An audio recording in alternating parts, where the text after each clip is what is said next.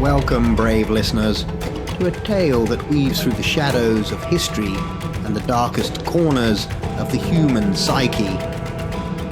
Tonight, we delve into the forgotten diary in the attic, a story where the past's most notorious killer whispers once more. Imagine an ordinary couple, Emily and John, as they step into their new home, a Victorian house shrouded in mystery. Their discovery of a hidden, ancient diary sets them on a chilling path where the ink of history bleeds into their reality. Written in its pages are details so vivid, so gruesome, they could only be known by Jack the Ripper himself. But as the nights grow longer and the line between dreams and waking blurs, John finds himself trapped in a nightmare too real to be imagined. Join us, if you dare, as we uncover a story of obsession, madness, and a darkness that lurks in the heart of an old London house. What secrets lie in the missing page of this diary? What horrors await those who dare to read its cursed words? Turn down the lights, hold your breath, and prepare to enter the forgotten diary in the attic. The sun was setting as Emily and John pulled up to their new home on Miller's Lane, an old Victorian house nestled in the heart of London's historical district. The couple had always dreamed of living in a house teeming with character and history, and this place, with its ivy-clad walls and Gothic windows, seemed like it had stories to tell. As they unloaded their belongings, Mrs. Hudson, an elderly neighbour from across the street, came over to greet them. Wrapped in a shawl, she leaned on her cane, her eyes bright with curiosity. "Ah, new blood in the old Harper house," she said, her voice carrying a hint of an accent from a bygone era. "I knew the Harpers, you know. Lovely couple, but they always said strange things about the place. Heard noises, they did. Saw things move without a touch." Emily exchanged a look with John, both intrigued and slightly unsettled. "Really? That's interesting," Emily replied, trying to keep the conversation light. Mrs. Hudson nodded sagely. "This house has been here longer than any of us. Stories upon stories, I'd wager." As the evening wore on, the couple set about unpacking. Emily decided to start with the kitchen, while John tackled the living room. The house, with its creaking floorboards and the soft whistle of wind through unseen cracks, felt alive with echoes of the past. Later, while setting the plates in an old wooden cabinet, Emily felt a sudden chill. She shrugged it off as a draft, but couldn't shake the feeling of being watched. She glanced around the dimly lit kitchen, half expecting to see someone, but it was empty. Meanwhile, John was arranging books on a shelf when he heard a faint tapping sound. He paused, listening. It seemed to be coming from upstairs. Curious, he followed the sound, finding himself at the foot of the attic stairs. The tapping stopped abruptly as he approached. Assuming it was just the house settling, he returned downstairs, a little unnerved, but mostly curious about the mysteries the old house might hold. That night, as they settled into bed, the couple discussed their plans for the house. "There's so much history here," Emily mused. "Imagine the stories these walls could tell." John, staring at the ceiling, thought about the tapping sound and Mrs. Hudson's words. "Yeah, stories," he echoed, a sense of foreboding settling in his heart. As they drifted off to sleep, the house creaked and groaned around them, like a living, breathing entity settling in with its new inhabitants, waiting to reveal its secrets. Ah, my dear nocturnal scholars of the macabre. It's time for a quick scare break. As we linger in these shadowy realms, a small favour I dare to ask. If my tales of terror bring you thrills, do not let our journey end here. Hit like, subscribe, and join our dark congregation. Now shall we delve deeper into the abyss. Let's embrace the darkness once more. Let's get back to the shadows. The morning, After their first night in the old Harper house, Emily and John decided to tackle the attic. It was filled with dust and cobwebs, evidence of years of neglect. As they began to store their less frequently used items, Emily stumbled upon a loose floorboard. Curious, she called John over. "Help me with this," she said, pointing to the board. Together they pried it open, revealing a small hidden compartment in the wall. Inside, covered in dust, was an old leather-bound diary. Its cover was worn, the pages yellowed with age. "Wow, a hidden diary. This is incredible," John exclaimed, his eyes lighting up with excitement. Emily, equally thrilled, carefully took the diary and blew off the dust. "This must be really old. Imagine the stories it holds," she said, her voice filled with wonder. They took the diary downstairs to the living room, eager to explore its contents. Sitting together on the couch, they carefully opened it. The first few pages were filled with mundane entries about daily life in London, dating back to the late 1800s. But as they flipped through the pages, the tone of the diary shifted dramatically. The entries began to detail brutal killings with chilling precision. The descriptions were graphic, the language cold and detached. It read like a confession, each murder described with a disturbing sense of pride. Emily's hands trembled as she held the diary. "This is horrifying.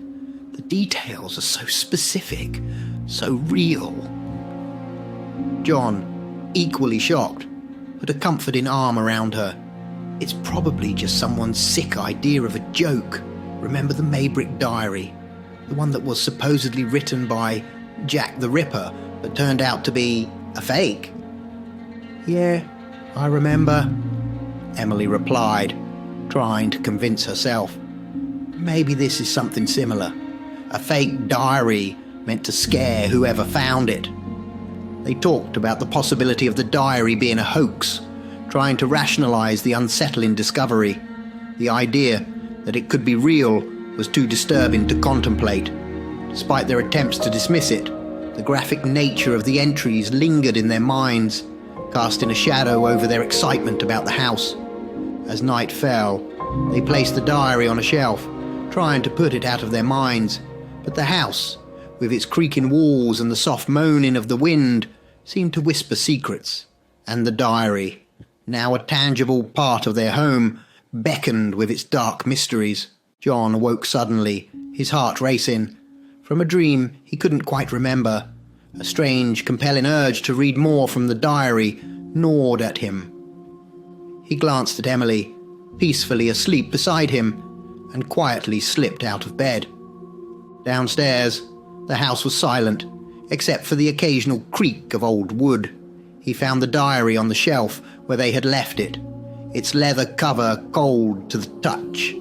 Taking a deep breath, John opened it and began to read under the dim light of the living room lamp.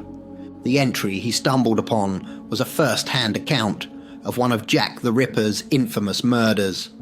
It was written in a chilling, methodical tone, detailing the approach to the victim on a foggy London night. The streets were described as eerily deserted, with only the distant sound of a carriage breaking the silence. The writer recounted spotting a woman alone, her figure barely visible in the mist. The description of the encounter was cold and detached, the way he spoke to her, luring her into a dark alley with the promise of money. Then, with a sense of escalating horror, the diary detailed the murder. It described the precise, savage cuts, the sound of tearing fabric, and the muffled cries that quickly turned into gurgles. The graphic depiction was clinical in its precision, yet there was an undercurrent of perverse excitement in the writing. Feeling sickened, John slammed the diary shut.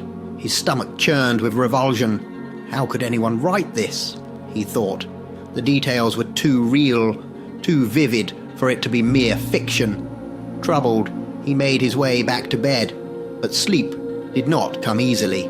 When he finally drifted off, he found himself in a dream so vivid it felt like a memory. He was in the foggy streets of London, his hands doing unspeakable things.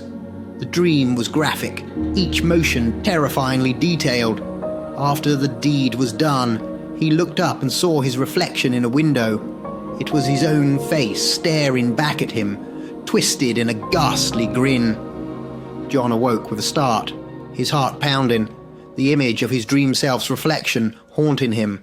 The line between reality and nightmare had blurred, leaving him to wonder about the true nature of the diary and the dark history it held. The next morning, Emily noticed John's pale complexion and tired eyes. "Are you okay?" she asked, with a hint of concern in her voice. John hesitated, but decided to share his nightmare with her. "I had this awful dream last night. It was so real. I was the one committing those murders from the diary." Emily reached out, her hand gently squeezing his. "It's just the stress from the move and finding that creepy diary. Let's get out of the house for a bit. Some fresh air will do us good." They decided to have lunch at a quaint cafe in town and then take a walk in the local park. The park was lush and green, a stark contrast to the grim atmosphere of the diary and their house. As they walked, John tried to relax, but his mind kept replaying fragments of his nightmare. Suddenly, he stopped in his tracks. There, a few feet away, was a woman covered in blood, pointing at him and screaming, "You!" His heart raced, and he blinked hard, only to realize it was just a vision.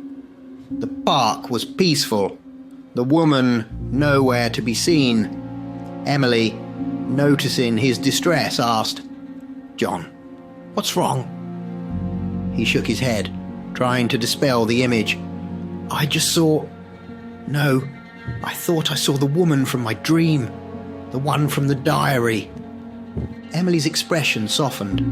"John, it's obviously not you. These visions, the dreams, they're just your mind, trying to make sense of that diary. Maybe we should look into it more, see who actually wrote it. It might put your mind at ease and..." John nodded, feeling a mix of relief and apprehension. "You're right. We should figure out what's going on." With a newfound determination, they headed back to their house. The mystery of the diary was no longer just a curious find. It had woven itself into their lives, demanding to be understood. As they walked back, the old Harper house loomed in the distance, its secrets hidden within the dusty pages of the diary, waiting to be unraveled. Back in the safety of their home, Emily and John sat down with the diary, a sense of trepidation hanging in the air. They opened it to where they had left off, determined to uncover its secrets. As they read, the diary continued to detail the gruesome events of the murders with disturbing accuracy. The writer described the locations, the victims, and the methods with an insider's knowledge. What was most unnerving were the details that had never been made public. Small, intimate facts about the victims, the precise sequence of the attacks, and hidden clues at the crime scenes that the police had missed or kept confidential. "How could he possibly know all this?" John murmured, a cold shiver running down his spine. "These are details that only the killer or a very close investigator would know." Emily nodded, her face pale. "It's like we're seeing through the eyes of the Ripper himself, or someone who knew far more than they should." They continued to read, the words blurring as they delved deeper into the mind of the writer. Then, as they reached the last written page, they found a chilling message. "For whoever finds this diary, I will reveal my true name on the final page of this book, which I have torn out and hidden in the attic of my home." They stared at each other, a mix of fear and curiosity in their eyes. The attic, the very place they had found the diary, the final piece of this dark puzzle was hidden somewhere among the dusty relics of the past. "Should we look for it?" Emily asked, her voice barely above a whisper. John nodded, his resolve firm. "We have to. We need to know the truth." The chapter closes with the couple steeling themselves, preparing to venture back into the attic. The mystery of the diary had now become their own, a quest for truth that they could not turn away from, no matter how dark the path ahead seemed. Emily and John spent hours searching the attic, sifting through old boxes, dusty furniture, and forgotten trinkets. Despite their efforts, they found no trace of the missing page from the diary. As the night deepened, they decided to rest and resume their search in the morning. Exhausted, John fell into a deep sleep, but once again, his dreams were vivid and disturbingly real. He found himself in the gaslit streets of Victorian London, embodying the killer. The dream reconstructed a historical murder with eerie accuracy. He was stalking a victim through the narrow, fog-shrouded lanes. The sensation of the knife in his hand, the sound of ripping fabric, and the terror in his victim's eyes were all too real. As he completed the gruesome act, he looked into a nearby window and saw his reflection, but this time there was a shadowy figure behind him, like a puppet master, controlling his every move. Then the dream shifted to the attic of his new home. He saw the back of a man, never his face, carefully hiding a page in a specific spot. The man pointed to a space between the floorboards, his actions deliberate and knowing. John woke with a start, his heart pounding. Without waking Emily, he got out of bed and headed straight to the attic, driven by the vivid memory of his dream. He went to the exact spot the man in his dream had pointed to and started pulling up the floorboards. There, wrapped in an old cloth stained with dried blood, was the missing page. Meanwhile, Emily awoke to find the bed empty. A faint tapping sound echoed from upstairs. "John?" she called out, but there was no response. Concerned, she got out of bed and made her way to the attic. The house was eerily quiet, and each step she took seemed to amplify the sense of dread building within her. As she approached the attic, the tapping grew louder, but there was still no reply from John. "John, are you up there?" she called again, her voice tinged with fear. The chapter ends with Emily slowly ascending the attic stairs, her heart racing, unsure of what she might find, with the tapping sound as her only guide in the silent house. Emily's heart pounded in her chest as she pushed open the attic hatch. The bulb flickered briefly before dying out, leaving her in darkness. Her eyes slowly adjusted, and she could make out a figure, standing motionless in the shadows. "John, what are you doing in the dark?" she called out, but there was no response. "Are you okay, John?" Emily's voice quivered slightly as she climbed fully into the attic, reaching out to touch John on his back. He turned around slowly, an unnerving smile spread across his face. "Thank you for meeting me in the dark," John said in a tone that was chillingly calm, as if thanking a victim in a twisted ritual. Emily recoiled, confusion and fear evident in her voice. "What's wrong with you, John?"